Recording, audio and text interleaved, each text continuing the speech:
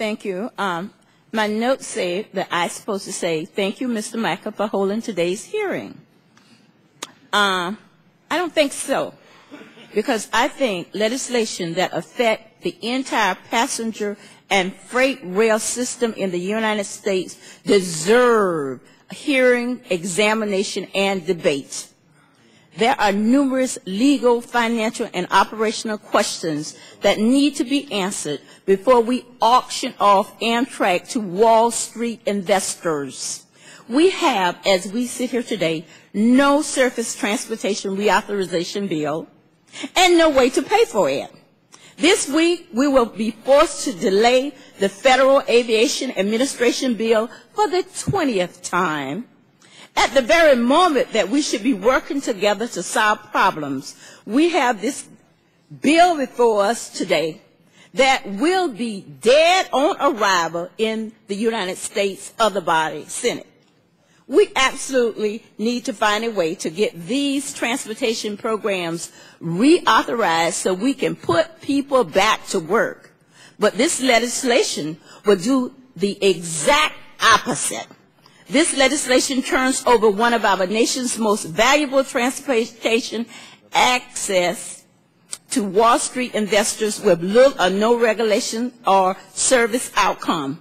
No safety or security mandates after being targeted by Al-Qaeda, giving a private or possible foreign entity the right to take the land and property of the United States citizen and provide no protection for labor or while jeopardizing the railroad retirement system. This legislation also put the American taxpayers on the hook for billions of dollars in Amtrak debt, environmental cleanup, windfall profits for billionaires, and largely subsidies for long-distance routes, assuming that they would ever survive. In fact, this is unheard of. We're giving $6 million to encourage people to bid. We all agree that we need better service on the Northeast Corridor. But no one is going to operate trains at 20 miles per hour on infrastructure built in the 1800s. Amtrak is operating profit on the corridor, is steady increasing passenger, and we can tear apart Amtrak and hope for the best, or we can give Amtrak the tools that it needs to run true high-speed rail along the numerous other services that they provide. The United States used to be the best passenger rail service in the world. Now we're being left behind because we refuse to invest necessary money for the true nation passenger rail service. Japan and Great Britain, which is often talked about on this committee, Japan invested $300 billion in infrastructure. That costs never passed on to the operators. Great Britain, which is often talked about, recently invested $15 billion to improve the West Coast line, which Virgin Rail runs. Virgin pays only $160 million annually to Great Britain for the infrastructure improvement.